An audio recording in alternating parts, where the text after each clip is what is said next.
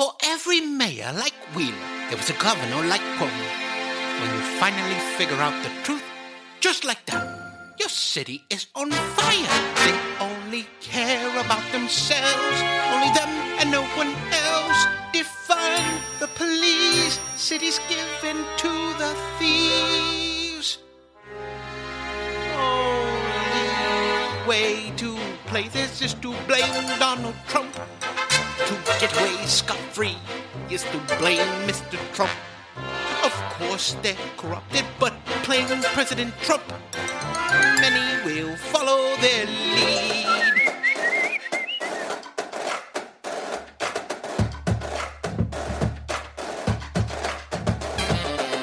Out of place, we ain't caring about your feelings, yeah. Anytime, any place, you can feel it here. Steven, Daniel out of space, so we clear the air. Any topic and it's safe, so just be prepared. Don't assume, keep it straight, we might keep it fair.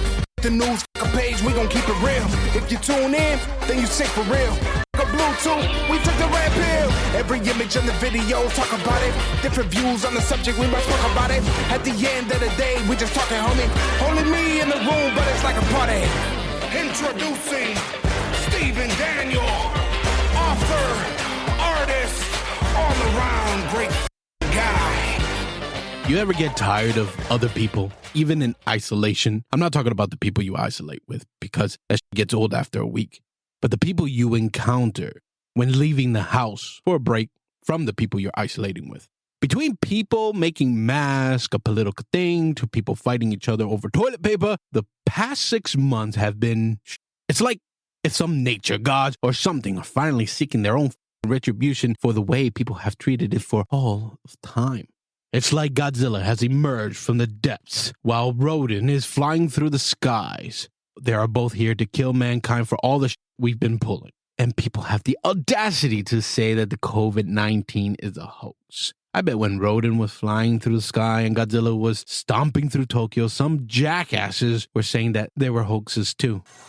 Run! Run! No, What do you mean no? it's not a hoax. Do you not see what's going on? Fake news, fake news, fake news, fake news, fake news. Jackasses. I was taking a walk the other day and this dude was looking all squirrely, like he was on some hard drugs or drank too much coffee. I don't know. We all know people like that or have ran into them occasionally. So I see this Karen type walk up to this guy and ask him to wear a mask. I don't understand why he wasn't wearing one, but he gets up in Lady Karen's face and he laughs on her. Not at her, like a good... He laughs on her. Before this pandemic, this would have annoyed me a little bit, but now it's like a fucking biological weapon. That motherfucker used a biological weapon on a person. Unbelievable. I mean, come on, guys. Get it together. Even if you don't want to wear a mask, just try to be a decent human being. Anyways, hello, out of place friends. It is September, and I already had my pumpkin spice kick. Yes, I'm one of those pumpkin spice pricks, and I don't give a damn what you think. My favorite thing to have right now is the pumpkin cream cold brew at Starbucks. Perfect on the calorie counting front and super. Make sure if you want to try it, you get that foam nice and thick. Trust me. So, people might call me crazy for saying this, but I feel like all of the chaos that we have seen so far in 2020 is going to be over real soon. Just kidding. Those adult children still living with mommy, you know, the ones that never got their asses whooped are still out there rioting and messing things up for everyone. And gender reveal parties literally setting states on fire now. Damn. Watch when Trump wins. It's going to be even crazier. What if Biden wins? Trump supporters are going to go crazy too. Partially right. But this is what I think will happen if Biden wins. Trump supporters are going to protest peacefully, but with guns. The left have their nut jobs with BLM and Antifa, but so do the right, like the Proud Boys and the alt-right racists. They will be there with their guns, waiting for someone dumb enough to start. Then you will have the same idiots that burn down cities, that set off fireworks at officers' faces and throw crazy shit at officers too, that, the people that beat up and kill other people who were dumb enough to wear a MAGA hat around. Those people will start with the far-right radical idiots, and people will die. I'm serious. Prepare, ladies, gentlemen, mindless robots, or whatever you want to call yourself, for some super crazy and it will go on until February. Watch. Just be as safe as you can be. And I hate to have to say this because it goes against freedom and freedom of speech and all that. But whatever your political beliefs are right now, be neutral. Don't let anyone know your political views for now. It is the only thing that will keep you safe. It's sad, but it's true. Please keep safe. And I really hope that I'm wrong. With all that said, I'm not going to let anyone mess with my favorite time of the year. My favorite months are October for Halloween, November for Gobble Gobble Let's Get Chubby Day, December because, of course, Christmas, and January because it's always a great time to start things fresh and when I get to treat myself to a bad, yummy, expensive ribeye steak for my birthday. What? I can't eat like that all the time. I'm not the YOLO type that can just throw money away like that for what? For food? Nope. Can't do it. Wish I could.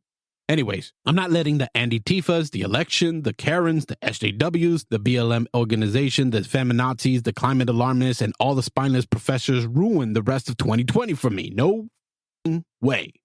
And you should not let them ruin it for you too. The governors and the mayors are already canceling Halloween in your town. Don't let them ruin it. Get together as a community and do what's best for you guys. Trick or treat with the social distancing guidelines, because if you can be a fat and go to Walmart and buy chips and dip, people can take their damn kids trick-or-treating. Or do something like when you drive around looking at Christmas lights, maybe have families dress up and stay in their lawns and have a community drive-by to see Halloween decorations and costumes. You know, something for the kids. Get together and get creative. Wherever you live, whether you live in the burbs or the city or in apartment buildings, figure out something fun for your community. The uptight local politicians that have ruined 2020 for you. Have some fun and make sure you make someone smile. And speaking of Halloween, next month's episode will be different. It will be uploaded on Halloween. I have something fun planned for you lovely listeners. Already casted many voiceover artists for a fun horror story. Super excited for that. The Thanksgiving and Christmas episodes will be the same thing. The Thanksgiving special will be on Thanksgiving. The Christmas special, you guessed it, will be uploaded on New Year's Eve. Just kidding. On Christmas Day, those 3 episodes will have skits, music, and a whole lot of fun. I will continue being out of place in January. So let's get this episode started. Today's touchy topic is going to be about politics. Yes, politics. Earlier this year, I had planned to talk about politics in October, just before the election, but I ain't letting something that sensitive ruin Halloween for me, so I'm talking about it this month. For the fun topic, just like I did with Disney and Six Flags, I am going to talk about my ideas for Universal Studios. There are 2 new segments I'm excited to debut, and Britt has something new for you too. Let's get started. Time to get touchy. Get ready to be triggered. Sensitive topics. Oh, look, they're about to cry. All consent, so we'll see. Nobody likes a snowflake. What is Steven's problem today? Now, before I start talking about politics, I need you all to do something for me. No matter who you support, no matter who you are going to vote for. Just for now, let's pretend you're not affiliated with any party. You're not a Democrat. You're not a Republican. You're not an independent. You're not on the fence. Nothing. No one will know whether you're listening to Out of Place while you're driving to work or driving around doing errands, or listening to this podcast while you're taking a walk or exercising, while you're working on a jigsaw puzzle, while you're cooking or baking, while you're doing chores around your home, listening to me while you're just browsing social media nonsense, or adding things in shopping carts that you're not going to buy, while you're gardening, while you're on vacation, while you're gaming, while you're staring off into space, while you're just sitting drinking your favorite wine, beer, cocktail, coffee, or tea, while you're playing with your pets, while you're knitting, crocheting, and woodworking, while you're cruising on the bike, while you're studying, which Out of Place is a poor choice for that. What the f are you thinking? Or maybe you're just laying down. Whatever you're doing, it's just you and me. Nobody has to know what you really think. There is nobody around to impress. There is nobody around to fear. Just you and me. I won't tell anybody because this is pre-recorded and I have no idea who's going to listen to this. You ready? The reason why I'm doing this is because I will be triggering both sides. I just want to get you into a different mindset instead of going right to acting like a snowflake. When people force their ways onto others, that is when problems begin.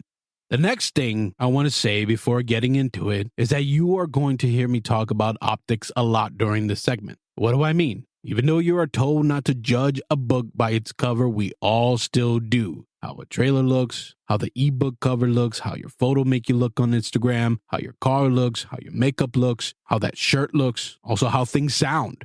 We're going to go through this segment with that mentality so you can understand the opposition a little better. Why? Think about it like this. Think about the number 6. Imagine the number painted on the floor. One person can be on the left and say that it's the number 9. Opposite of that person is another person that says that the number is 6. Just because you are right does not mean the other side is wrong. You just haven't seen through the eyes of the other person. I hope to help you guys on both sides understand why people vote the way they vote and how we can learn to respect each other again, no matter if you disagree. I am one of those people who believes that you don't have to be loyal to anything, that you can agree with both sides like I do. I've met a Democrat who was pro-choice, against affirmative action, pro-gun control, in the middle with crime policies, does not like high taxes on the rich, like having an updated, strong military, more conservatives when it comes to the economy, and favors some regulations. And that is amazingly fine. To begin, let's start with my experience with politics. And this is when I'm going to start pissing people off, the conservatives and the liberals, with my ignorant past decisions. But remember, you're pretending to not be part of anything. So I just need you to chill the hell out. I was born in 1986 when Ronald Reagan was president. Was 3 years old when Bush Sr. was president. Was 7 years old when Bill Clinton was president. And was 15 years old when he left office. Now, at that time, I'm older, and I was able to understand what the grown-ups were saying about politics. What was the popular thing I heard through music, TV shows, and movies? The thing that went around and that stuck with me was that Bill Clinton was a pimp. Anyone who impersonated him was like, yeah, I'm cool. I can't even do that, right? But I thought he was cool for getting in trouble because of his affair. It was what my friends were saying, what I heard on 99 Jams, what I heard on Power 96, and what I saw in cartoons and shows like SNL. I didn't care what he did. Still gave no f*** about politics. And if I could have voted for him then, I would have. Then it was GW. And all I heard everywhere was how dumb this guy was. Making up words, squinting all the time, everywhere. People were saying he was so stupid, racist, dumb, all that bullshit. It's kind of funny because I only remember him really as Will Ferrell and Frank Caliendo. I know what the real looks like, but when I think of President GW, I think of those two actors.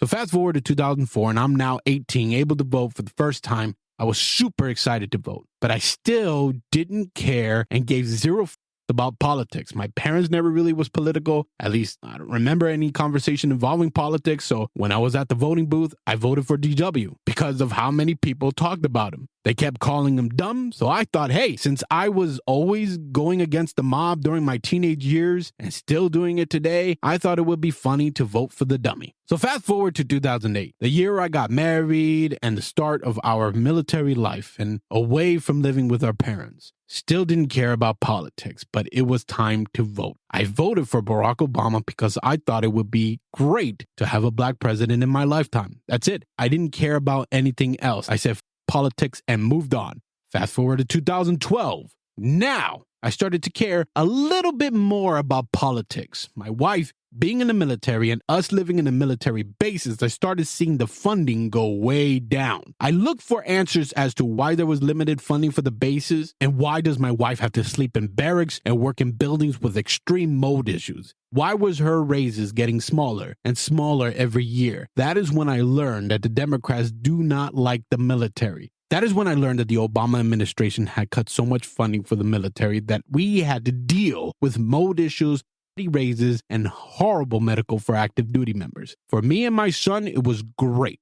Family members in the military get great medical because we can go anywhere that accepts TRICARE. But for active duty members and veterans, it is way beyond and it still is. You would be so very horrified to see what is going on. If you weren't in the military seeing it up close, you wouldn't know. I didn't vote that year. I didn't follow politics. I still didn't care. So I said I wasn't voting at all. Now, fast forward to 2015. Now moving to our new station in Alameda, California from Baltimore, Maryland. My father-in-law joined us as we drove cross-country from Miami, Florida. Halfway there, we started talking about politics, and I was shocked and disappointed in myself. Here is a man, my father-in-law, who was born and raised in South Africa, who knew more about the United States government than me, a American. I was so embarrassed. I told myself that I'm going to start fresh and do my own research. I am going to write down everything I want for my country, what I want the country to be, and things that I want to see changed.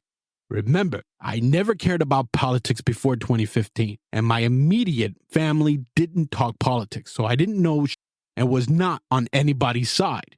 First thing I wrote down was, I want to be able to say I love America.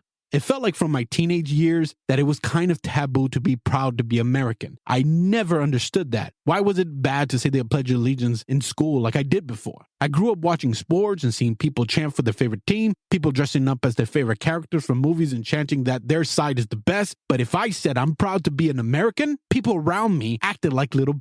I did not know why. I mean, it felt good after 9/11 when people came together, but little after that, it was like, you again, America sucks. I was always like, well, why the are you here? The second thing I wrote down was education. I have seen it decline for years and kept hearing it getting worse. I had to start worrying because my oldest was going to start school in a couple of years. It was important to me. I couldn't afford to live in places that had 9s and 10 school ratings on Zillow. I wasn't able to go to certain colleges that I really wanted to go to because money sucked. I didn't have the money for that. I wanted someone that can make going to college more possible for me and my children. The next thing I wrote down was immigration. I knew that it was always an issue for people growing up, so I thought maybe I should understand what people meant. And I started thinking about people in my family, people I work with, my family and her immediate family, all doing it the right way and waiting in line and going through the proper channels. I have friends that couldn't go to the local government places in South Florida to become a citizen. They had to keep flying to DC back and forth. So I thought that anyone who wanted to come in should not cut the line, period. Then upon my research, people were talking about the wall. I said, sure.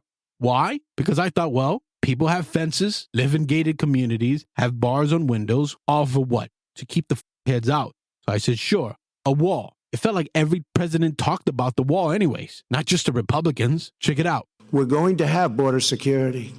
It's going to be tight. It's going to be strong. We're going to let people into our country gladly, but they're going to come in legally. That includes for the farmers who need help and for others. But we are going to have powerful, strong border security. We'll certainly do some good. It will authorize some badly needed funding for better fences and better security along our borders, and that should help stem some of the tide of illegal immigration. America needs to secure our borders, and with your help, my administration is taking steps to do so. We're increasing worksite enforcement, deploying fences and advanced technologies to stop illegal crossings. We've effectively ended the policy of catch and release at the border.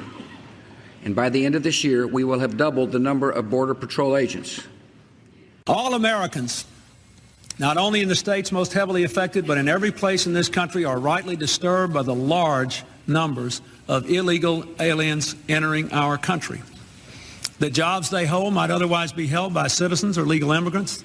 The public service they use impose burdens on our taxpayers. The next thing I wrote down was infrastructure. I was tired of seeing travel videos and photos of places around the world that are more beautiful than here. Do we have some gorgeous places? Yes, but they are small when you look at America as a whole. I was born and raised in South Florida. I lived in Opelika and Hialeah, back and forth until middle school. Then we moved to Hollywood, Florida. All those places is still Then my parents worked really hard to get us to move west from all that to Silver Lakes and Pembroke Pines and Miramar. It was way nicer, and that was when I started high school. Certain parts of South Florida are nice. Not saying that any of those places I mentioned are complete.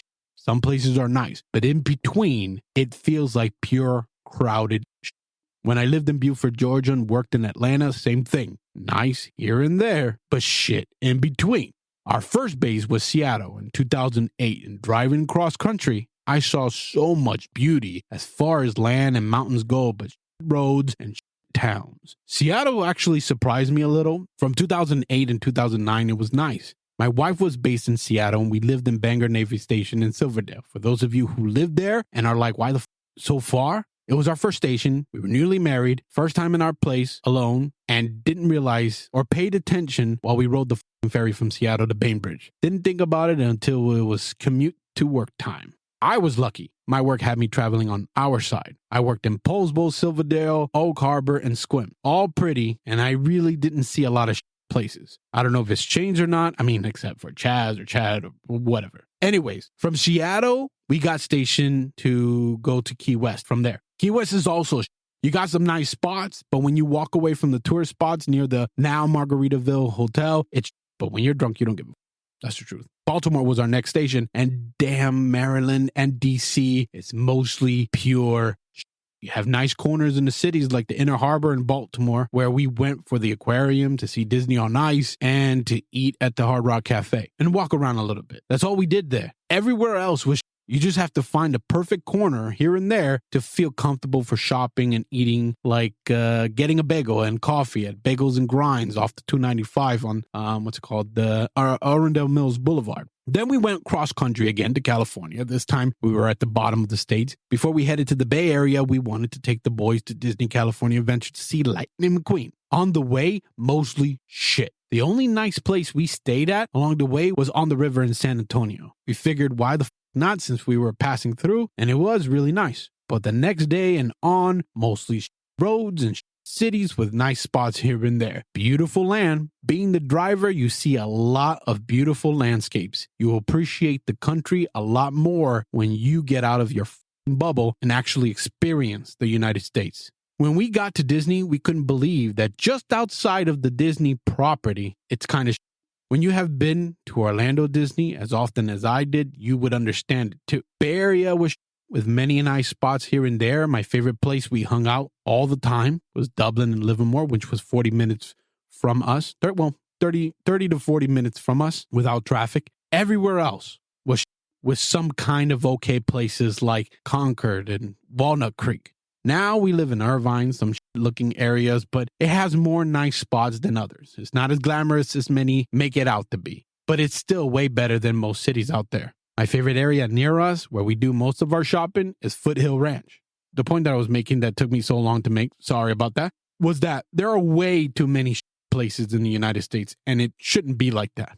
The next thing I wrote down that was important to me was jobs. I did not agree with how the Obama administration destroyed factory towns. I knew people who experienced it firsthand, and I have seen it with my own eyes too. Towns abandoned and destroyed because of outsourcing overseas. I remember the Obama speeches about new energy, this and that, and it sounded amazing. I mean, some of his speeches gave me goosebumps. But I didn't know how they were going to go about it. I didn't know that they were not going to prep cities or transition them properly. In just a blink of an eye, it was all gone for these people. Economies destroyed, families destroyed. The only people that seemed to benefit were mostly overseas. When you see how it affects people you care about firsthand, you would have felt mad and furious too. But when you're far away from it and don't care, it all just sounds like noise, especially when the media downplayed it. The next thing I wrote down was obvious. Someone that would take care of us in the military. I wanted someone to fix the bases, cutters, and fix the medical for active duty members and veterans. That's it. The last thing I wrote down was showing the world that the United States were not incompetent. We were a joke, and still a damn joke. I remember watching Conan O'Brien, and he had a segment that said, "Why China is kicking our ass." I didn't understand why the world kept progressing and we were behind like idiots. I remember seeing a documentary showing what the world would be like without the United States being what it is today. It showed how much money we give and who we protect. I was like, why the do we give so much money to other countries that hate us and see us as a damn joke? That was my list of what was important to me. I didn't know the candidates, and I thought that this thing on paper was a good start. Remember, I didn't know shit about politics. I didn't know what Democrats believed in and what they did in the past. And it was the same thing for the Republicans. I didn't know what they did or have done. I didn't know shit. Blank slate. I wrote down what I wanted the politicians to talk about. Now it was time to pick a candidate. And I was excited. I started doing research. I was pumped.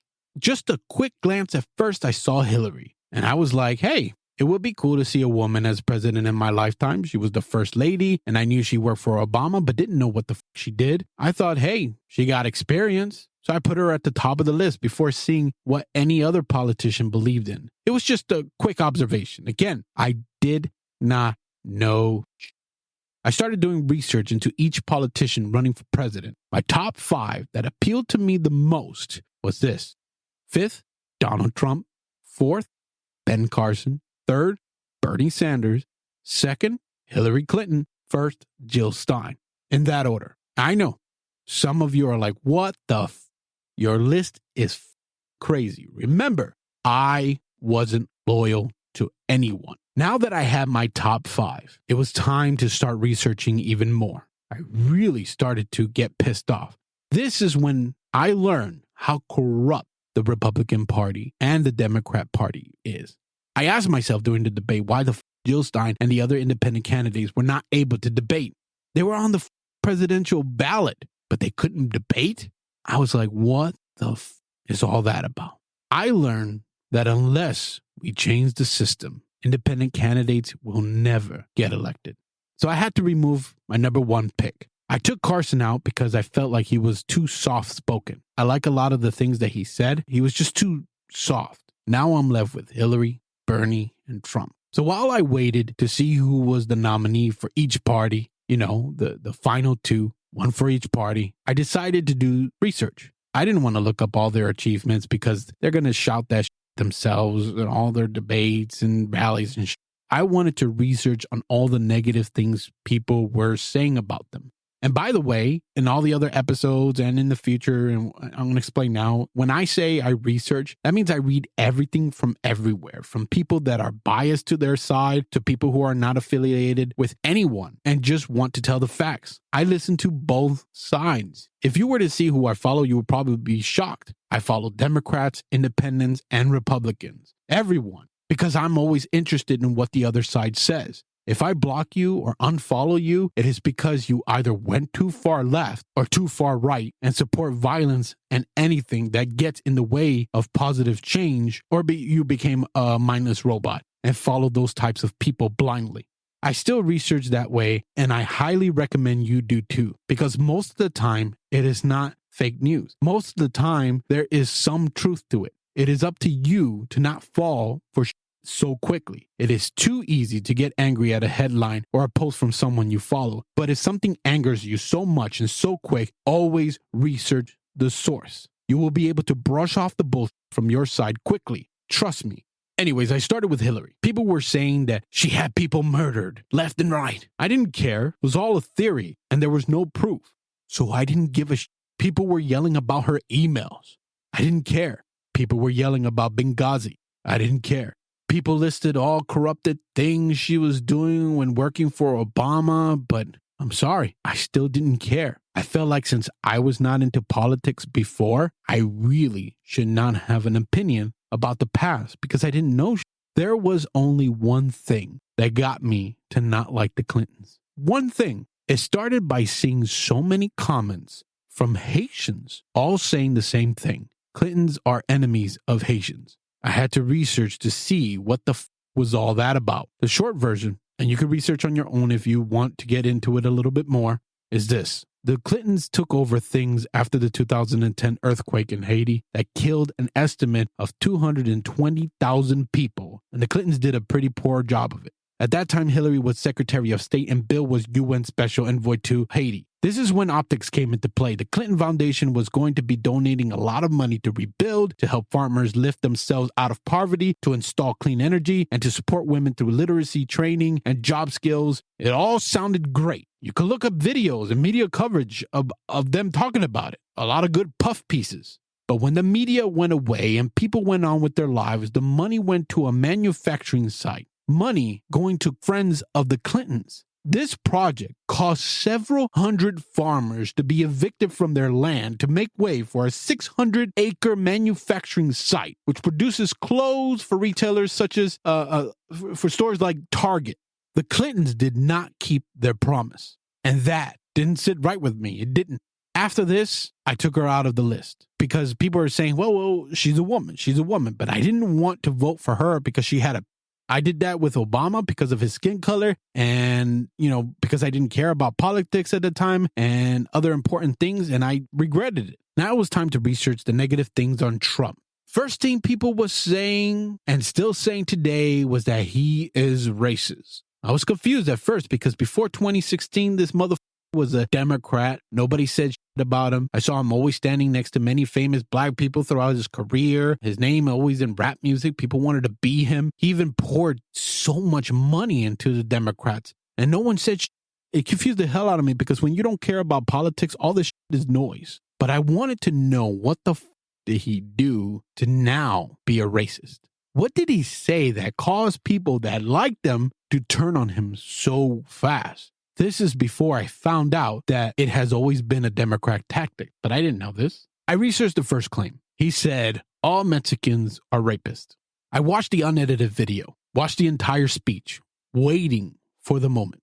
I made it to the end and I didn't hear it. I had to go back and watch it again. Then I found the part. When Mexico sends its people, they're not sending their best. They're not sending you. They're not sending you. They're sending people that have lots of problems, and they're bringing those problems with us. They're bringing drugs, they're bringing crime, they're rapists, and some, I assume, are good people. But I speak to border guards, and they tell us what we're getting. And it only makes common sense. It only makes common sense.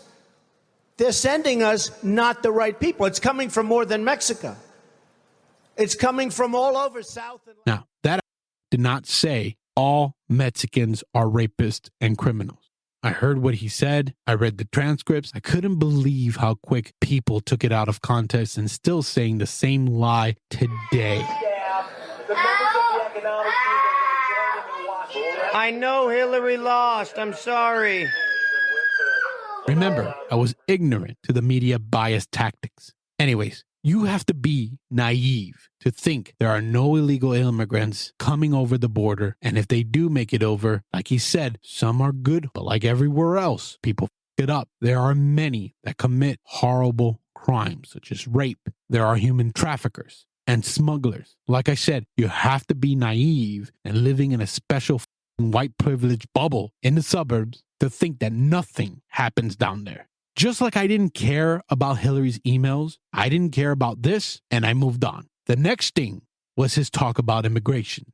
But this always confuses me because you can check out every president before that talked about this subject, and you could hear the rhetoric, and it's the same as Trump. Check it out. But today, our immigration system is broken, and everybody knows it. Families who enter our country the right way and play by the rules watch others flout the rules. Business owners who offer their workers good wages and benefits see the competition exploit undocumented immigrants by paying them far less. All of us take offense to anyone who reaps the rewards of living in America without taking on the responsibilities of living in America. And undocumented immigrants who desperately want to embrace those responsibilities see little option but to remain in the shadows or risk their families being torn apart. Even as we are a nation of immigrants, we're also a nation of laws. Undocumented workers broke our immigration laws, and I believe that they must be held accountable, especially those who may be dangerous. That's why over the past 6 years, deportations of criminals are up 80%. And that's why we're going to keep focusing enforcement resources on actual threats to our security. Felons, not families. Criminals, not children. Gang members. Yet we also need to acknowledge that we will never fully secure our border until we create a lawful way for foreign workers to come here and support our economy. That's why our administration has moved aggressively to secure our borders more by hiring a record number of new border guards, by deporting twice as many criminal aliens as ever before, by cracking down on illegal hiring, by barring welfare benefits to illegal aliens. In the budget I will present to you, we will try to do more to speed the deportation of illegal aliens who are arrested for crimes, to better identify illegal aliens in the workplace as recommended by the commission headed by former Congresswoman Barbara Jordan. We are a nation of immigrants, but we are also a nation of laws. It is wrong and ultimately self-defeating for a nation of immigrants to permit the kind of abuse of our immigration laws we have seen in recent years, and we must do more to stop it. Most of us want the U.S. to gain control of the border, no matter what side you're on. So I didn't care about that one. I move on to the next thing on the list. Trump hates women. In my research, I found out that he had placed so many women in top positions throughout his businesses when it was not popular to do so. So I was able to ignore that. Then I saw all the comments he made to women, calling them names and and I got kind of pissed off, but not at him, at everyone else. A woman can call him all kinds of names, and those same women who want to be treated as an equal, they forgot that he's a so when he says something back, all of a sudden it's like, oh, no, you can't do that to women. You can't say that. See, he hates women. Fucking hypocritical, foolish feminazis. If a woman calls me out of anger and ignorance, I am going to call her I am. Then it was that audio clip of him admitting he grabs. Okay, now I can say that this is the bad thing. And throughout 2016, a lot of people don't remember this. I mean, I remember it. There were so many celebrities out there, so many people with big money. Even Larry Flint was offering so much money, not to charity, not to anything that should be important. No, they wanted to award people so much money if they found anything on Trump. All these people, this is what if you use common sense, okay, and you see all the everywhere that they complain about this and that and blah, blah, blah, right? This is the best that they can do. The best. So right now, the only really thing that he's done is say stupid on Twitter. That's it. That's all they can go with. So throughout 2016, he was still saying stupid off the cuff in his rally, saying it not the political way. He's not saying it the presidential way. Same thing with tweeting. He was talking like all you motherfuckers. That's how I saw him. How you text, how you tweet and post on social media. That's how this motherfucker talked. Just like you. I understood a lot of what he was saying, but sometimes I'm like, oh, you couldn't say it better? But this is what pisses me off today. I don't understand that when Biden or anybody else, just slips up, say something and didn't mean it that way, it just sounded bad. The left is always quick to forgive. But Trump says a little thing. They want to hang Trump. They want to say the most horrible things about him, and every other conservative, no matter what show you want, no matter what it is, you're going to get fired. And it sucks. And that's how 2016 was. So anyways, back to researching. Now it was time to research Bernie. I liked him. He was a lot like Trump, fighting the establishment. Like Trump, he was not bought and paid for by big money interests. And the only negative things I could find was him kissing ass. That's it. Not as bad as all the shit Hillary was accused of doing. The only thing that turned me off a little bit about Bernie was when he condoned and justified violence from anti-Trump protesters. This is what he said. What our supporters are doing is responding to a candidate who has, in fact, in many ways encouraged violence. So now I had Bernie versus Trump in my mind. I like Trump not holding back and changing the way people play politics. And I liked how Bernie Sanders' campaign was taking on the billionaire class and wanted to reduce inequality as far as money goes. And I also liked his college plan.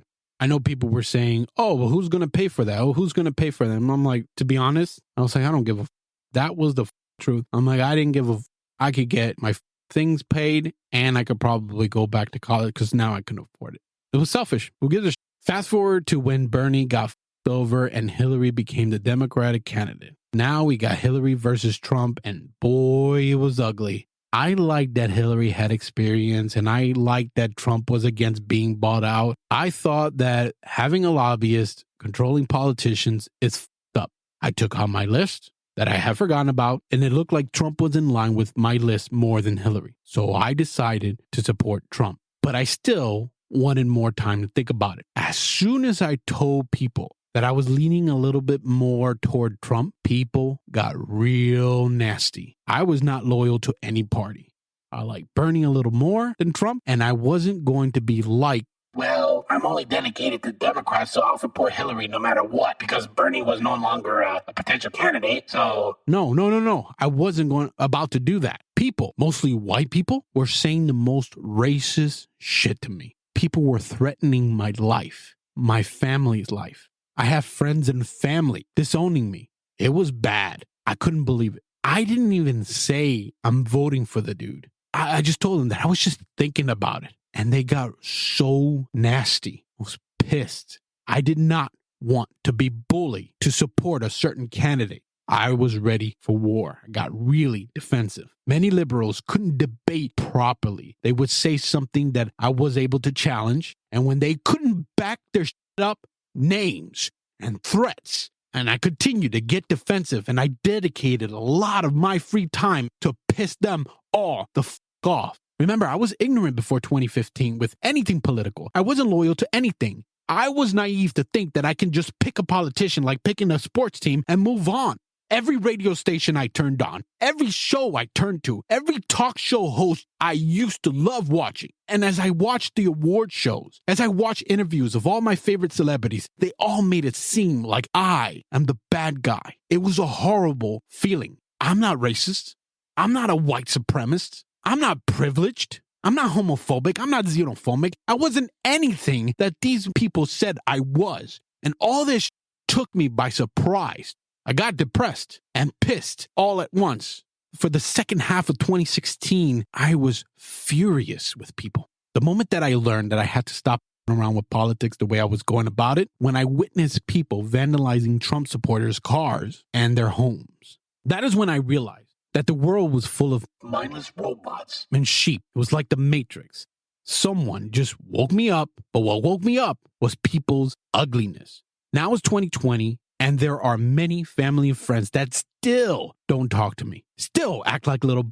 I'm still not loyal to any party. I will still vote with logic and question everything. I will challenge conservatives if I have to. I will challenge liberals if I have to.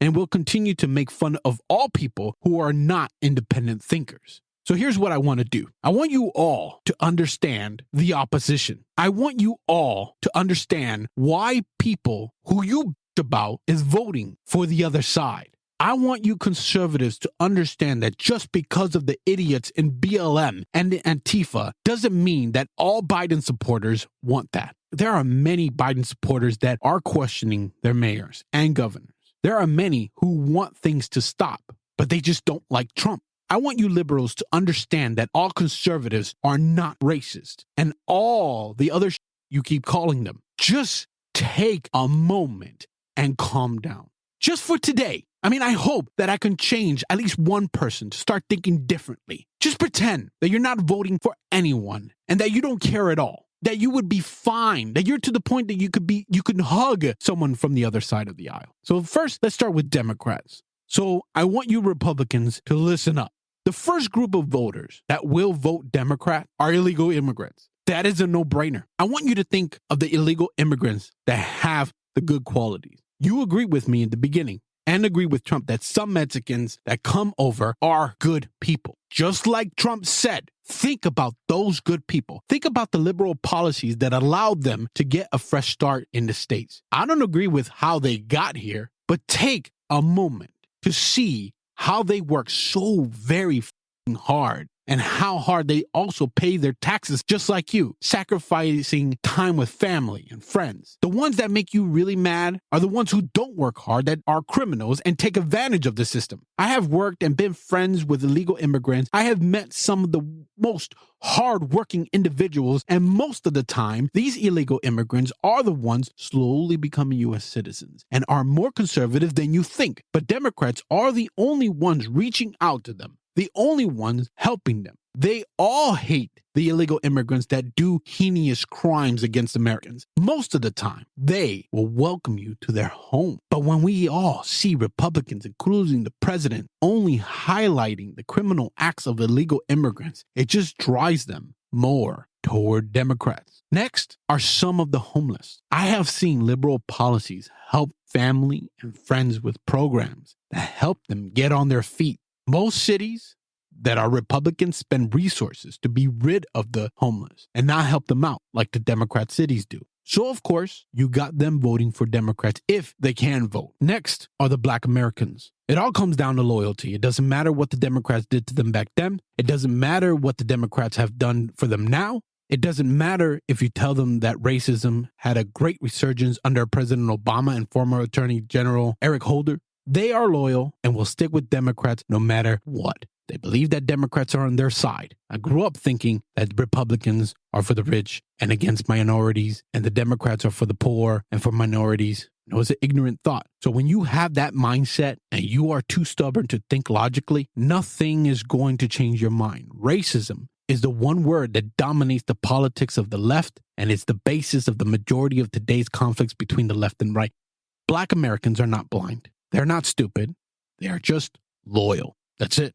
The majority of the LGBTQ plus community will vote for Democrat. Why? Because of you damn traditional Christians. Y'all still, to this day, continue to condemn them because it was what you were taught. I'm a Christian, but I don't agree with you. Steven, you use vulgar language and so much profanity. You are not a Christian, and if you are, then you are a horrible Christian, because I remember you getting baptized earlier this year. I saw the photo on Instagram. First of all, there's only one person that can judge me, and that's God. And I want you to listen, Karen and Ken. I have a personal relationship with God. He knows me, and I think God is an asshole too. If you read the Bible, you would see it too. I actually think that he would laugh his ass off at out of place. I know I just pissed off many of you, but I don't give a shit. Stop calling them stupid and dumb for voting for a Democrat, because most of you have been driving them away for years. You can't expect them to run over to your side when you have people like the amazing Lucas. And I do like some of his videos and still going to keep watching him, but I don't like it when he calls them the alphabet community, or when talking about trans, he calls them ma'am. I don't agree with that. I have met and befriended so many people in the LGBTQ plus community, especially when living in Key West. Shout out to the Aqua Bar and Nightclub. When everything goes back to normal and you find yourself in Key West, watch and experience their nightly show. Amazing. Been there a few times and I love it. Always had a good time. Anyways, every group has their loud, outspoken crazies who are too radical and can't see reason. The LGBTQ plus community is no different. But I have met ones that are so genuine and so kind-hearted. You turn them away when you conservatives continue bashing them and rejecting them. And when you say, I don't care with their lifestyle, but I like my gay coworker, saying that is just as bad. Their lifestyle is the same as yours, you idiot. They want to love, work to buy stupid shit, and want to live life to the fullest just like you do. The pro-choice people are always going to vote Democrat. I have a lot to say about abortion. I will leave that to a different episode. Conservatives are so quick to bash the pro-choicers and call them murderers. And guess what happens when the conservatives attack them verbally the way they do? The pro-choice people get defensive. And guess what? They vote Democrat. And I know that there's other groups that vote only Democrats, but I can't think of anyone else right now. So conservatives, these are the groups that Republicans drove away and still continue to do so. They are not all Antifa. They are not all BLM. They are not all feminazis. They are not all SJWs. They are all not racists. They are all not like the elite celebrities. These are hardworking people who have certain beliefs that you are more than likely completely against, and you can't fault them when they say, I'm voting for a Democrat. Now, liberals, you have to think the same way. You have to flip it. Before I go into it, I want you to know and understand that it is all about optics right now. When you hear about the silent majority right now, when you see people who will vote for Trump, when you see Democrats this year voting Republicans, it is because of what they have seen and experienced in 2020. And it's mostly going to be based on fear. Think about this. When it comes to optics, you won't eat something if it looks. You won't watch a show or a movie if it looks dumb. You won't wear certain things because of the way it will make you look. Like I said before, we all make decisions based on the way it looks and sounds. It's just the way it is. We want to believe everything is great, but we are all living in this world with a short amount of time and don't have time to experience it all. So we have to base most things on optics. I'm going to talk about things people have seen in 2020, things that radical liberals have done. Liberals, keep all that in mind when you question why more people don't support your side. This is why. Just for today, pretend you are not a liberal or anything. Just please look at the world from a different perspective. This is what we all see, and I need you to use common sense and logic and put your emotions to the side. It doesn't matter where you are from and what you look like. This is what the world's seen. We all have seen Democrat mayors and governors blame Trump for their incompetence. They thought that they can play politics with the shutdown and support violent protesters, thinking it would not last long. And now they are having a really hard time keeping things calm. If you are far away from the chaos, it is easy to say that things are not as bad. But think about the people that are not part of the mob and having to live through this bullshit. Imagine all the places you love shopping at, places where you work and live. And imagine if this stuff happens right there where you live. Listen to people who work and live in those burnt down cities. They don't care about politics. They care about their livelihood. Atlanta, Baltimore, Boston, Chicago, Cleveland, Columbus, Dallas, Denver, Detroit, D.C., Houston, Indianapolis, Los Angeles, Louisville, Memphis, Minneapolis, Nashville, New York City, Philadelphia, Phoenix, Portland, Rochester, St. Louis, Sacramento, San Francisco, Seattle. Who was in charge? Who was making all these dumb decisions to let things go as far as they did? We all see this, and we get more frustrated with the Democrats, even people from your side. When we all see radical liberal demonstrators set fires to a copy of the Bible, then throwing the United States flag on top of it, conservatives turns away. When we see countless liberals violently attacking Republicans and people who are just supporting the flag, when we all see Jacob's name on the football helmets because they don't care about the victims of sexual assault. When we see people oppose pedophilia and don't support shows like Cuties, but liberals call people who find stuff like that inappropriate white-wingers? What? When we all saw Democrats fighting Trump on containing the virus and went against him closing the borders, but then acted like he never did anything? Nobody remembers Pelosi walking around Chinatown trying to downplay the virus? People forgot about that. When we all saw LeBron James claim to be an advocate for social justice and human rights, but his Nike sneakers are made in China by slave laborers who work inside sweatshops. When we all see people pointing to the crime bill as an example of systemic racism for decades, but the Democrats nominated the guy who wrote and sponsored the bill and someone by his side who enforced it. When we all see teachers' unions pledge support to disband the police. When we all saw CNN standing in front of the camera saying it is mostly peaceful protests while a building is on fire behind them. When we all have seen governors shut down a multi-trillion-dollar economy for a really low death rate because of politics. When we all saw Nicole Jones say destroying property which can be replaced is not violence.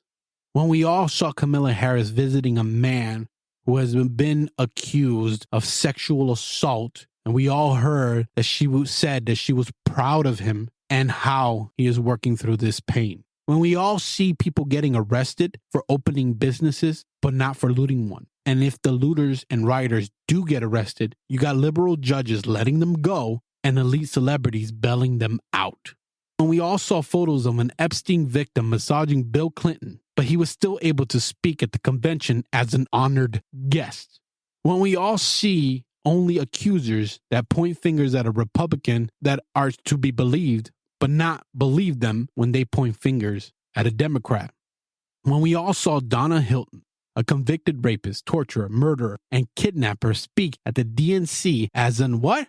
An impactful community leader. When we all saw a BLM leader say that he was not going to call for peace, that mayhem is the consequence, and we all earned it. When we have seen violent protesters injure thousands of police officers, kill numerous people, and do billions of dollars in damage. When we all see liberals express their opinions freely, and it is labeled free speech. But when we all see a conservative express their opinion freely, it is hate and intolerance. When we have seen people getting fired left and right all over the U.S. for being a conservative. When we all have seen mayors like Lightfoot defending bans on protesters on her block because, as she says, I have the right to make sure that my home is secure. But no one else in Chicago does? When we all have seen the entitled ignorant blocking traffic and stepping in front of cars while bashing the car's windows and climbing on top of them. And when the driver is trying to flee, they have the balls to yell, "We're children!" And then the media act like these people are angels. When we all seen the same people who said Trump will destroy America, they're the same people burning American cities to the ground and blame Trump for letting it happen. When we all see conservative voices being blocked and buried on social media, all this stuff that is happening are from the radical left idiots who keep ruining the Democrats' message. The Democrats could have fixed the narrative so long ago, they just had to condemn it. That's it. And probably would have had a chance to beat Trump. But the more time the Democrats let this happen, and the more they blame Trump for it, the more people will turn the other way. History has shown that every time there was something like this, riots and more people voted Republican. And it sucks for people who are Democrats, who don't condone all this violence. I remember seeing a video. There was a young woman who was yelling at this old black guy. She was yelling that he was a traitor, and Uncle Tom, for voting for Trump. He looked at them and said, "I'm not voting for him. I'm voting for the police, law and order. I'm voting for the military and the veterans who fought and died for our country. I'm voting for the flag. I'm voting for the right to speak my opinion and not be killed, hurt, or censored." I think Democrats have great ideas. When something finally goes through, there is no one hired, no group of people to make sure things go smoothly. Then you got corrupt people taking charge, and you don't see any changes, and you don't see any of the money. You know, in my lifetime, I would love to hear a politician willing to work with the opposition to figure out how to handle important stuff. Take the police as an example. What if they worked together and decided that the police academy, let's say, now should be a 4-year program? It would be great. Because it's not fair that someone who wants to be a lawyer has to go through 8 years of school to understand the law enough to practice it, but it takes around, 6 months, 7 months to learn it enough to enforce it? That's fucked up. Anyways, the United States has become a place where entertainers and professional athletes are important. Like, we need them.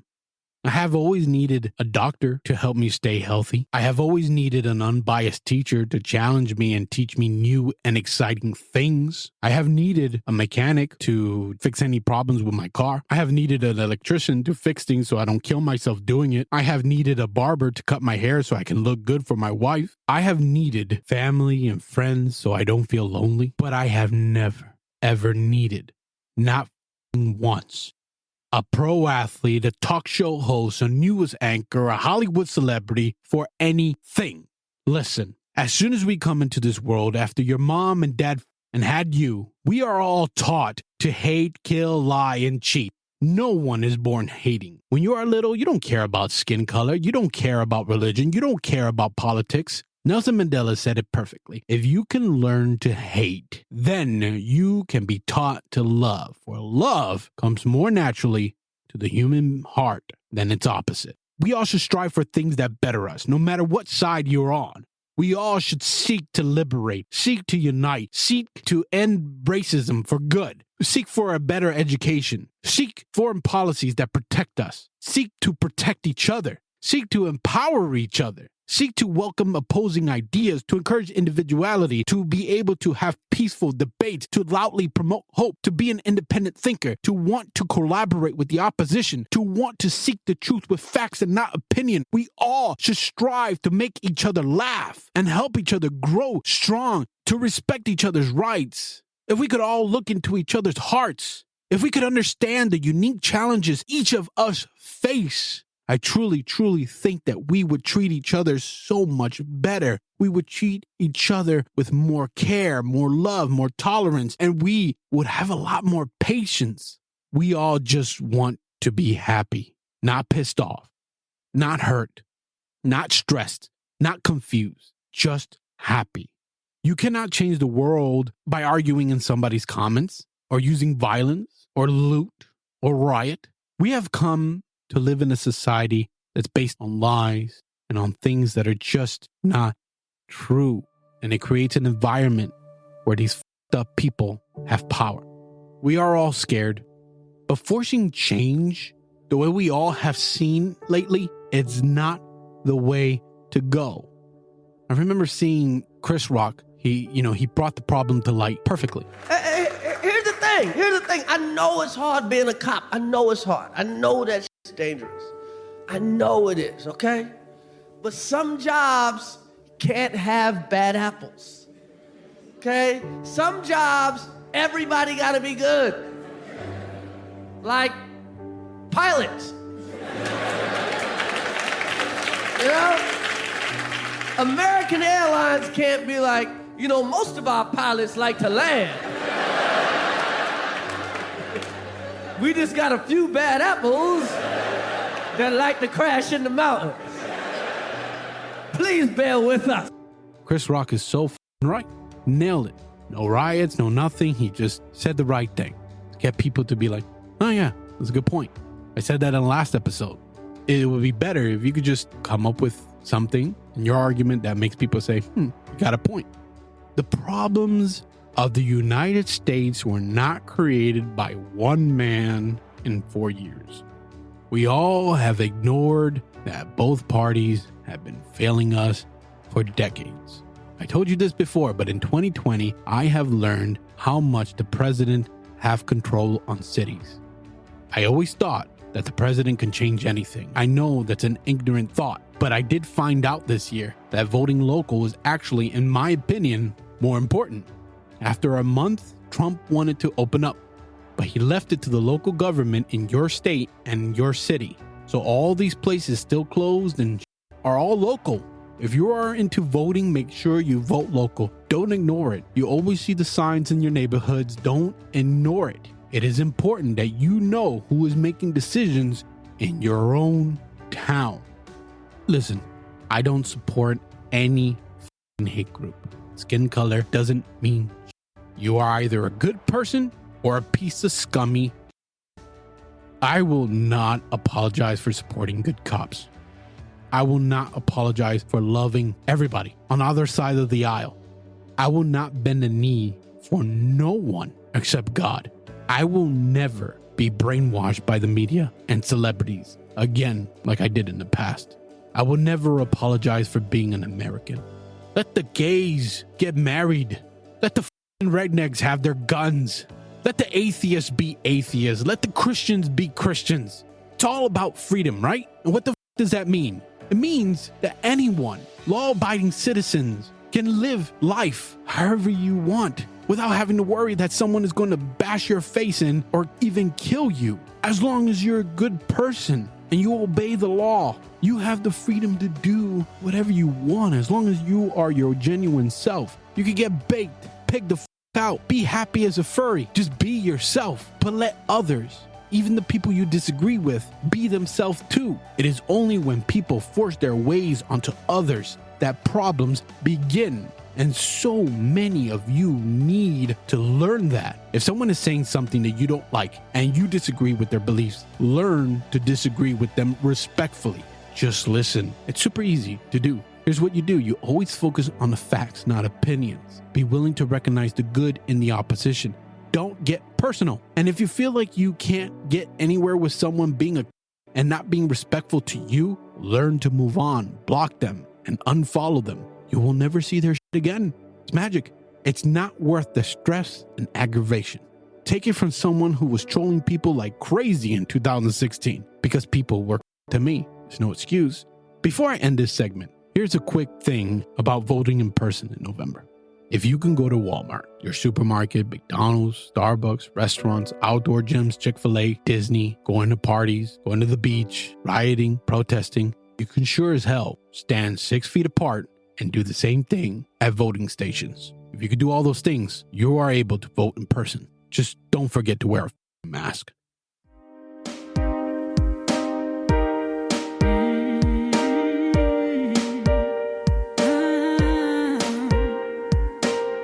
Just when you wanna give up, that's when you gotta be tough.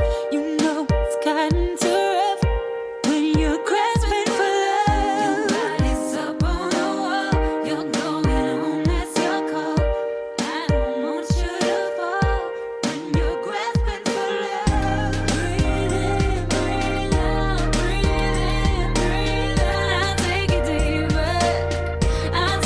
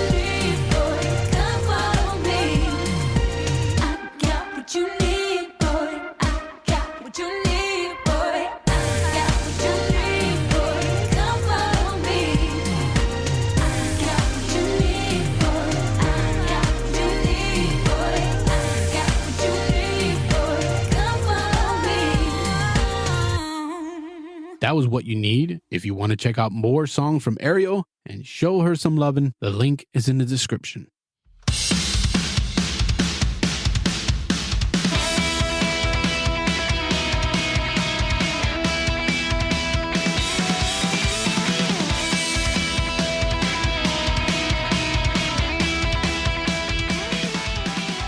It's getting weird, but my life is getting even more routine.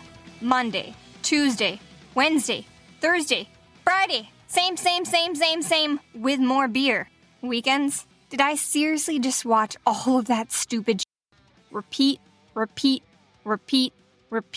then die. Every day, share an orgasm with that person that you love. It's the only thing that might keep us sane. After realizing this pattern, I've begun to ask myself, am I an NPC, a non-player character?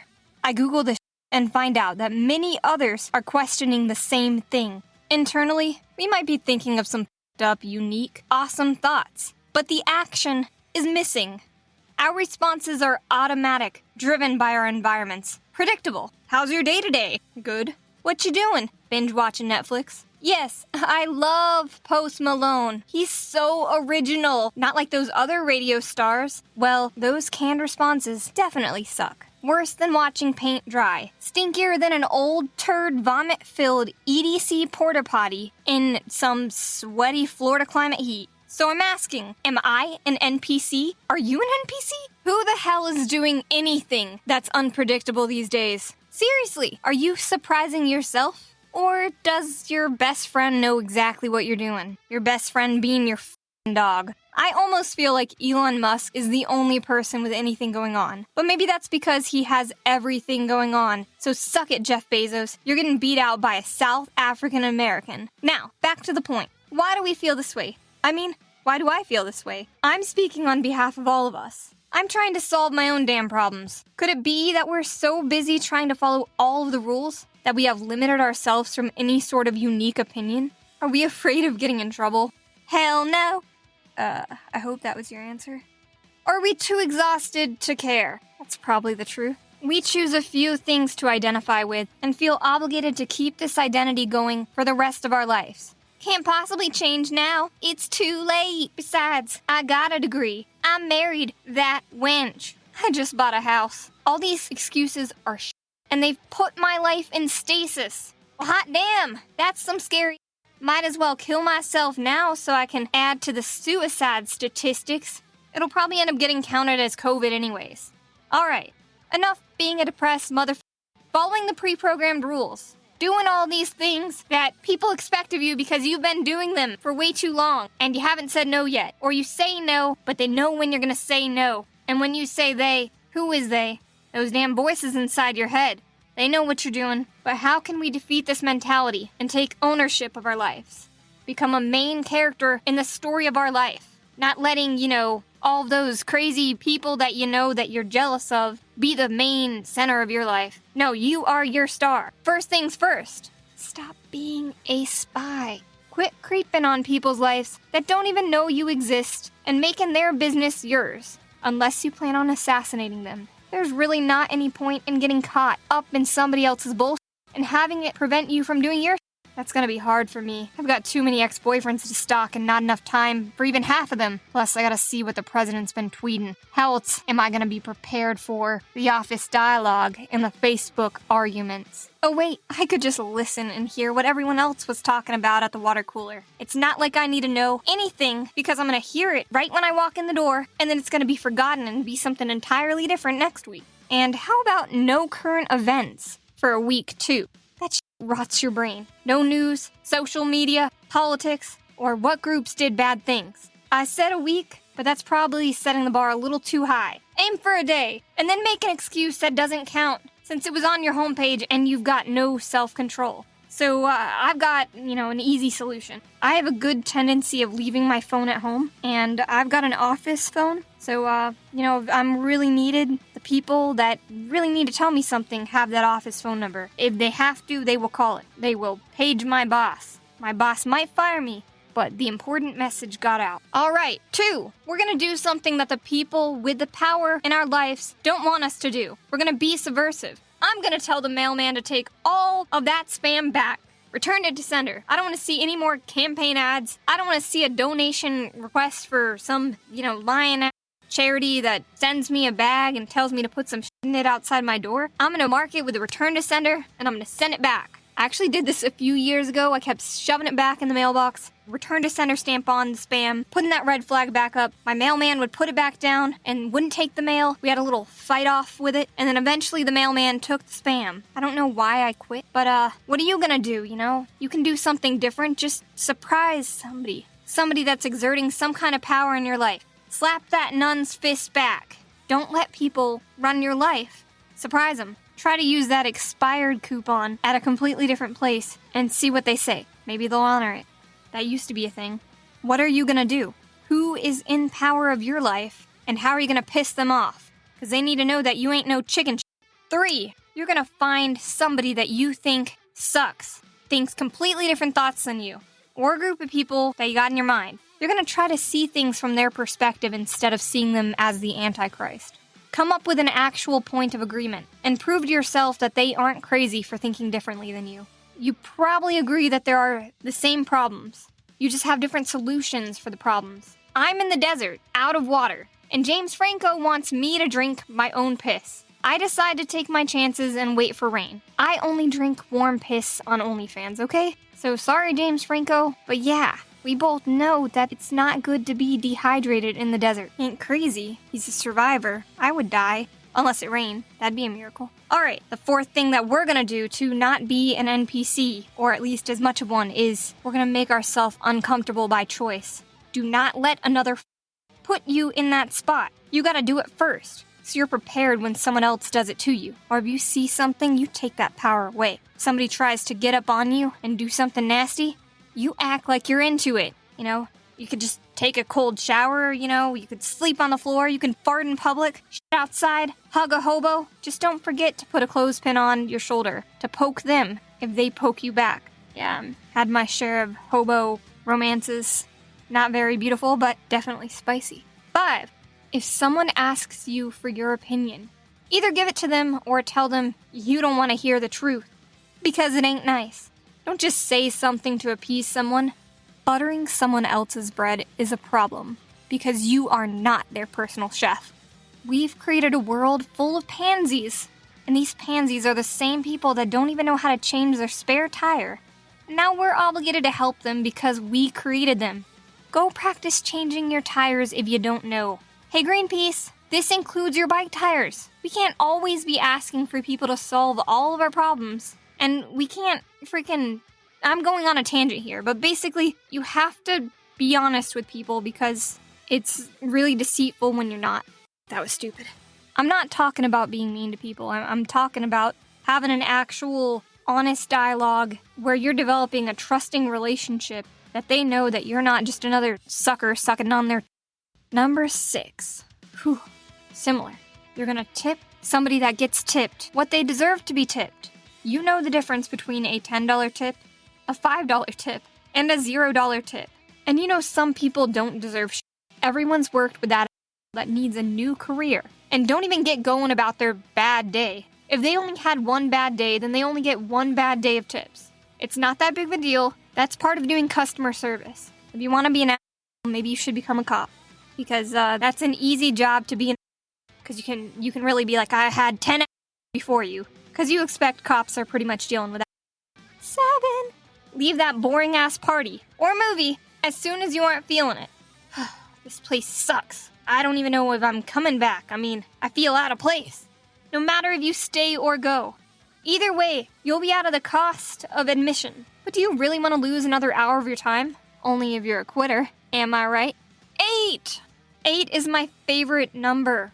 Please support independent businesses instead of those chains that you can find pretty much everywhere. How else do you change what mainstream is without giving the little guys a chance? And not every little guy wants to make it big.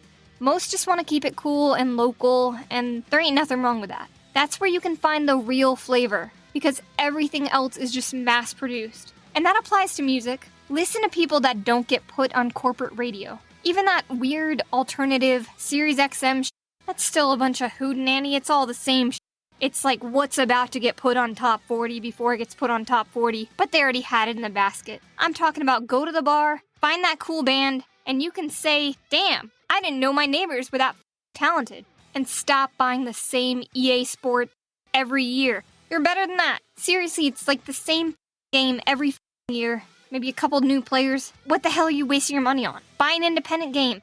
Try something new. Be a part of the change. Make something a part of the change. Do not freaking go with mainstream because that's like the whole world now. Especially after this corona a lot of little guys shut down. Gross. Alright, this was a lot of for me and you to try to do, so we can take an active approach in our lives. Future segments, I'm gonna come over and say some specific rules that we're expected to obey that are dumb, and if it applies to you, you gotta break that rule if you agree with me. If you don't, and you think it's genuinely a good rule, that's fine, but don't be afraid to stir the pot. Because only an NPC does exactly what they're told without asking, what the darn cockadoodle is the point of this? What the darn cockadoodle? What the darn cockadoodle?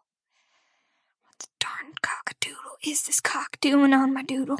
Tired of church? Fed up with Buddhism? More confused than ever by Confucianism? Your moss getting mouldy? Then you need Cold Saras. Yes, at Cold Saras we're having a mad sale and all religions must go. At Cold Saras we have every kind of religion, from crucifixion to baptism. We've got time-tested old religions, new age religions, virgin sacrifice religions, end times religions, religions with any number of wives and weird ones with wacky aliens, and far out ones where you get to be the Pope.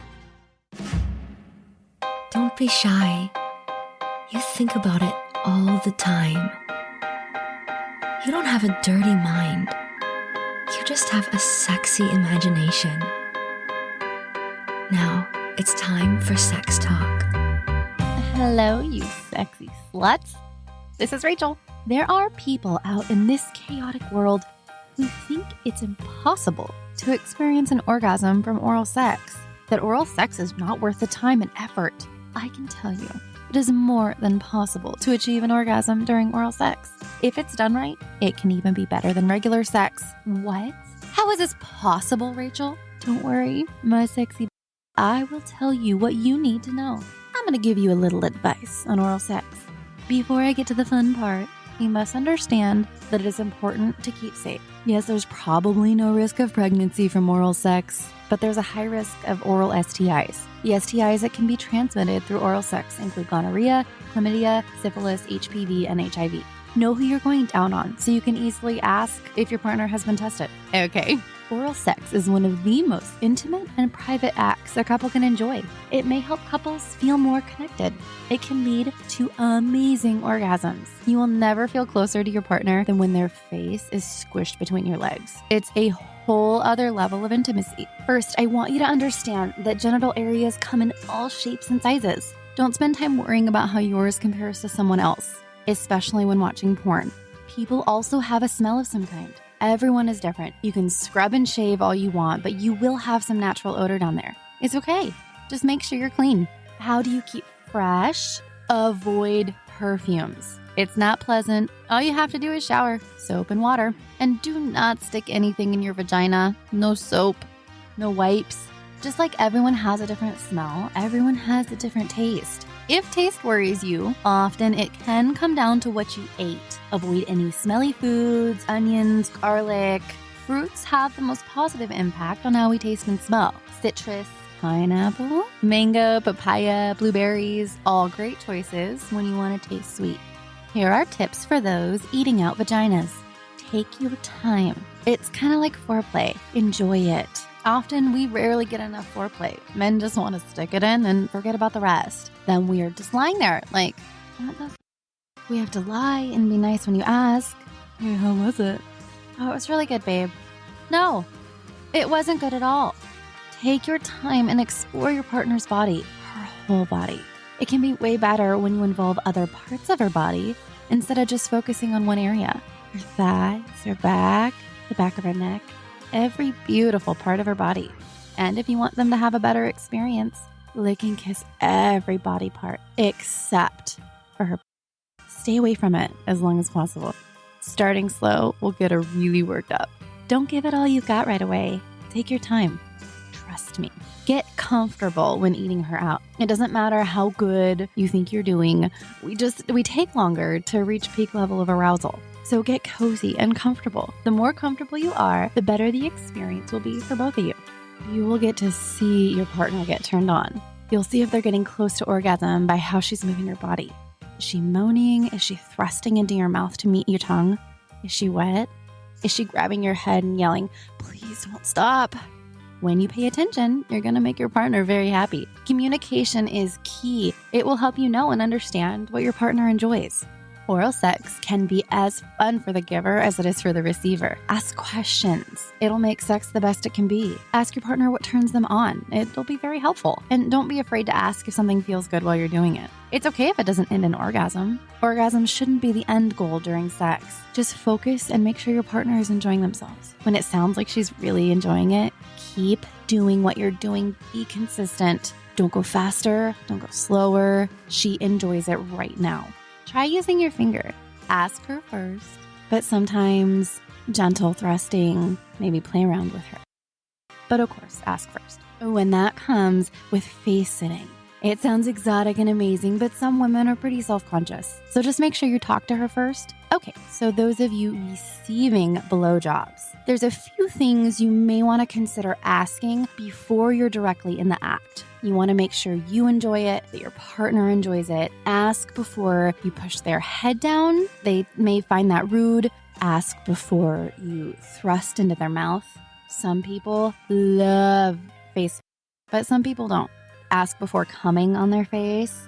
Some people are into it, some people aren't. Maybe they don't want to swallow. Ask if they want a warning before you come. Ask if they want to swallow or spit. All of these things are preference. All of these things can be even different relationship to relationship. It may feel good with one person and not with another. So just make sure you're open to the conversation and make sure you're validating how they feel.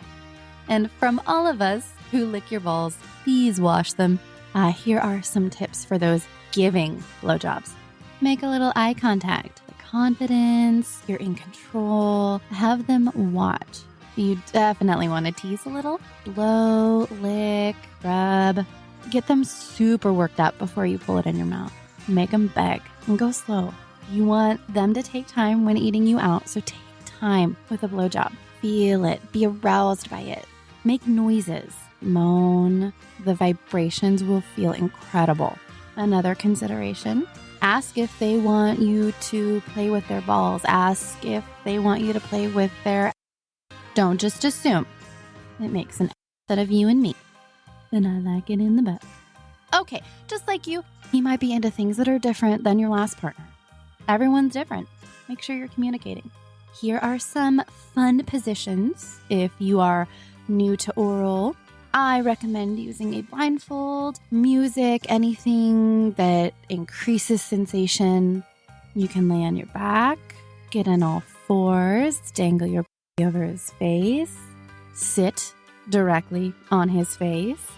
Oh, that's another question for before in the act. Many men, when having someone sit on their face, like if it's a little harder to breathe. Again, conversations for before you're doing it. If laying on your back, tilt your pelvis up. Put a pillow, stick your legs up over his shoulders. The added sensation is incredible. Stand up. Try it. You can also, 69, then you're both happy at the same time. Lots of moaning, lots of groaning, and it feels really good. And probably the most important thing that I will ever, ever, ever tell you is do not fake it. Please.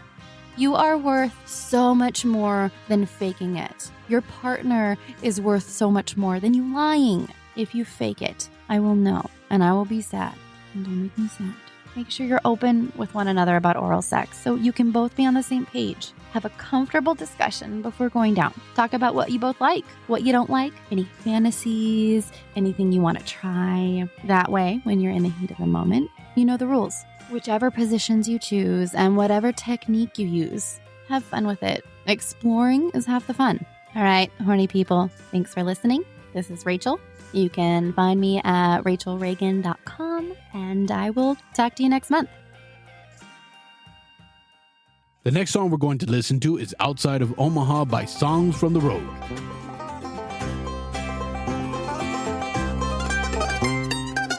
Outside of Omaha, White River memories running through my mind. I see it plain as day, your smiling face in a simpler time. Love didn't cost a thing, time was free and talk was cheap. But we were younger then, high on promises we couldn't keep. Wheels are turning in my head faster than those worn-out treads are rolling. The signs keep pointing back to you through skies of blue and gold and wheat fields blowing.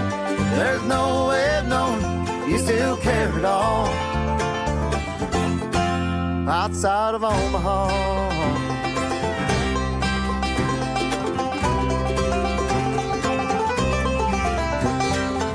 Outside of Omaha, I'm still wondering why I said goodbye. Girl, I don't recall what it was that I thought I'd find. As the miles roll by, I practice all the ways I'll try to say that I still love you. I just hope and pray it's not too late. Wheels are turning in my head faster than those worn-out treads are rolling. The signs keep pointing back to you through skies of blue and gold and wheat fields blowing. There's no way of knowing you still care at all. Outside of Omaha.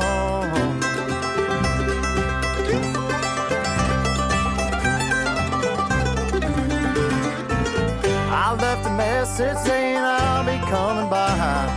If you want to see me, leave the porch light all night.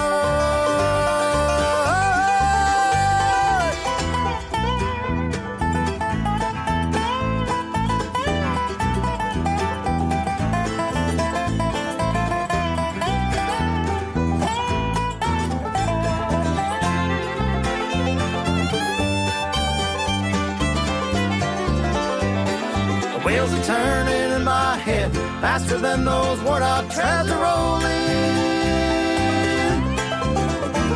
The signs keep pointing back to you through skies of blue and gold and wheat fields blowing.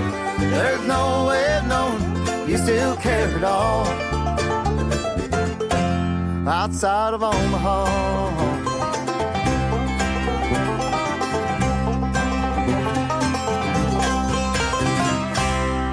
That was Outside of Omaha. If you want to check out more songs from them and want to show some support, the link is in the description. Today's podcast is brought to you in part by Dick's Rooster Hot Sauce, the cock that comes to you.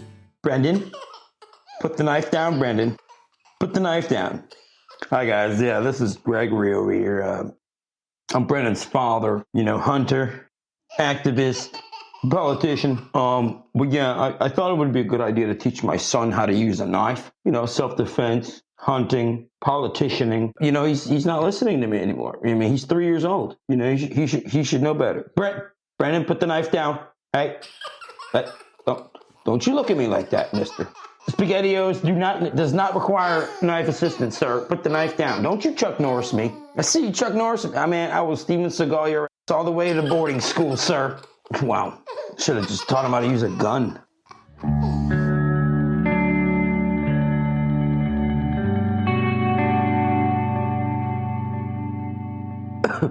Whoa, man, welcome to the segment. Man, this is Smokes with the Tribe. Oh, sorry. Oh, don't worry. Oh, it's not COVID. It's chronic. Oh, my God. Thank God. Bless California. Ooh. Oh, I'm sorry. I took a big hit. I did not expect. Whoa. All right, let's get back to the show. All right, welcome, guys. This is my first show ever made. I'm Smokes with the Tribe. Oh, my God. Especially basically just, my testimony of how I just kind of got tired of Florida, got tired of where I was, tired of who my, quote unquote friends were, had an opportunity to come here to the beautiful California and, to visit my sister, holiday, yada, yada, yada. Long story short, on the way back to Florida on, at LAX, I ripped my ticket in half. Back to Florida, I ripped it in half, and my dad looked at me and he's like, okay, you know what you're doing, and I was like, yeah, said bye to them, and then I was in LAX for 4 days. That was fun. I felt like Tom Cruise in terminal, it was like, all right, I'm here chilling, changing terminals, and finally I got fed up with it, and I walked to the LAX police department, and I was like, yo, I need a house, please. You got a house? You got a house in here? And then I remember his name was Officer Sean. I'm not going to disclose his last name, but awesome dude. And he was like, yeah, man. He said, go wait at Terminal 5 for like 2 hours. So I did that. And yeah, he picked me up with 2 of his buddies. And, I was in a cruiser, back of a cruiser, innocent for the first, Okay, yeah, anyway. And almost an hour later, he brought me to a shelter here.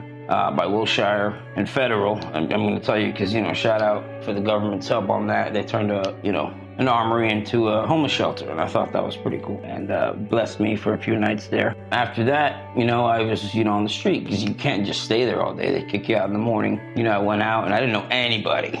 Nobody, man. I had, I had God in my heart, and I had, the people I knew on my phone.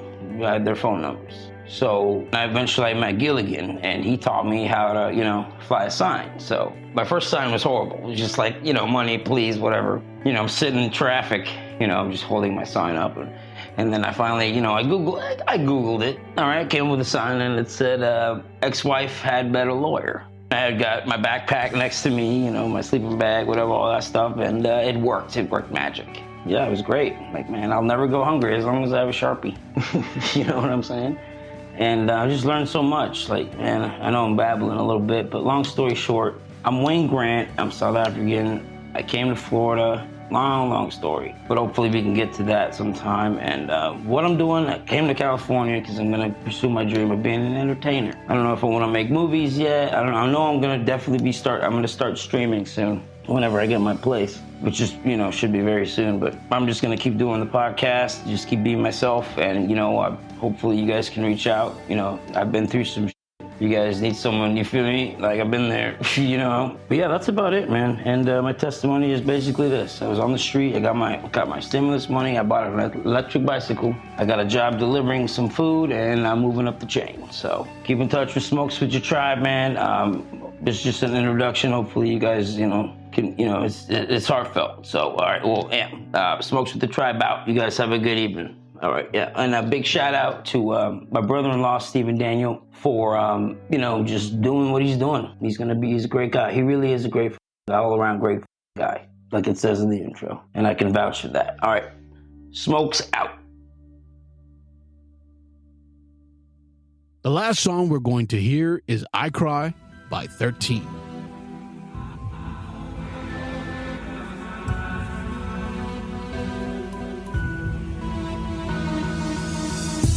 Opened up my eyes, when I see the truth I cry, I'm singing to myself, I don't wanna stay in this.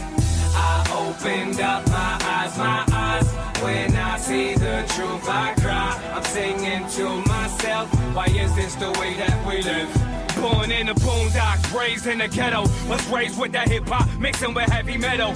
Walking with a boombox, banging Pantera. I'm already confused, I'm thinking it's just the booze. Remember me, cause I solely remember you. All my pain and my struggles is cause of you. I hope you're listening to this. I got so many problems, yo, what's good with this coincidence? I got some just an incident, a profit for imprisonment. Minority, signing up in the army just to get away from the problems. You came and yeah, you sorry. You tried to brainwash me with a Atari, and I'm my present police. Look at you got me angry, now you starting us some beef. Notice I was never arrested outside of Mount Pleasant until these motherfuckers had me arrested. And if you forgot about me, let me take your mind and refresh it. You're the one that f***ed up my adolescence. God, I opened up my eyes, when I see the truth I cry, I'm singing to myself, I don't wanna stay in this.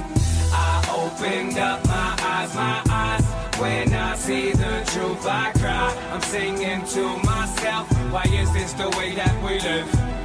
Said I'm depressed, I remember my whole adolescence. The only way to let it off my chest is by a message. People wonder why I'm psychotic. Once it happens, and no matter what I do, I put it all up in the cabin. Everybody's like, what the f*** with his rapping? Why he keep rapping this? I don't want you to feel my pain, I want you to feel them bricks. I'll be snapping like every 10 minutes. I guarantee you what I'm rapping ain't no gimmick. Nah, son, I'm heated, I'm feeling bad when I'm dreaming. I was hurt when I heard I lost Steven.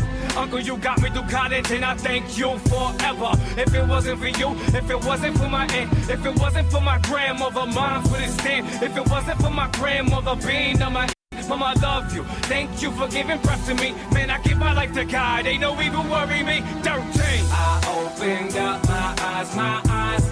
When I see the truth, I cry. I'm singing to myself. I don't wanna stay in this. I opened up my eyes. When I see the truth, I cry. I'm singing to myself. Why is this the way that we live?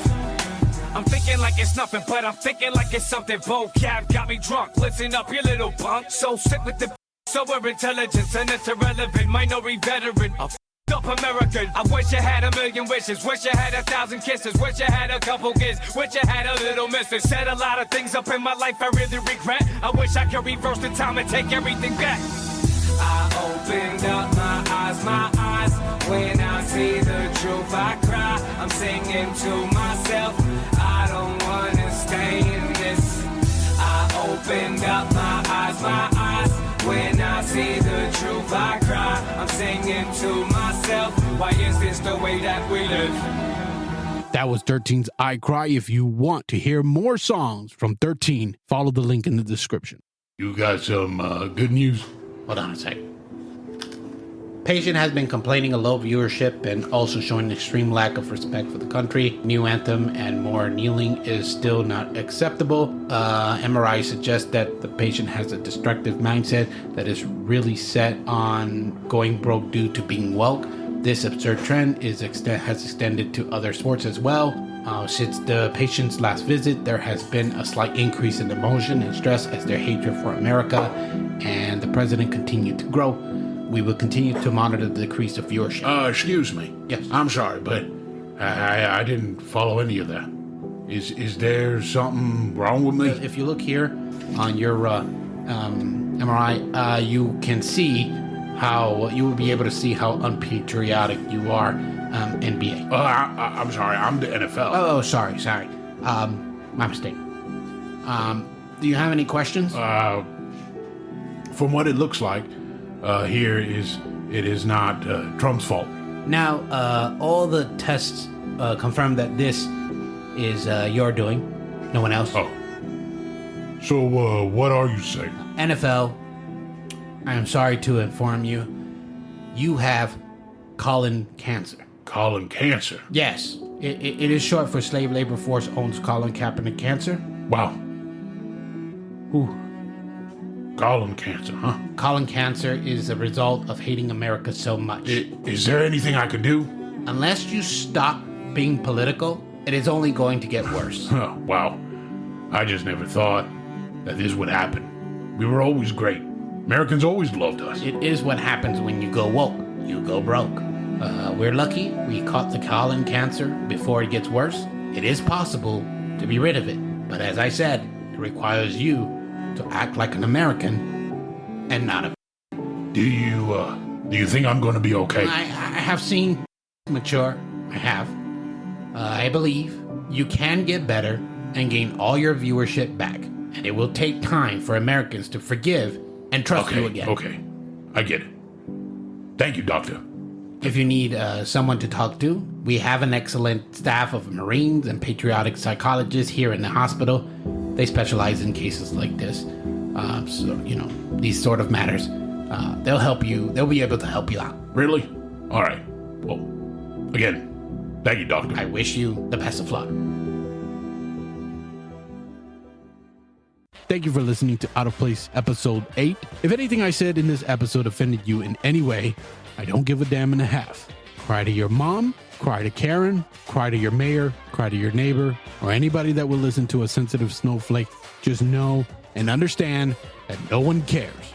Want to show off an original or cover song? Have a serious or silly question? Or just want to do some business? Just find me on social media. To my listeners who made it to the end, I love you and I appreciate you. Goodbye, and always remember to smile.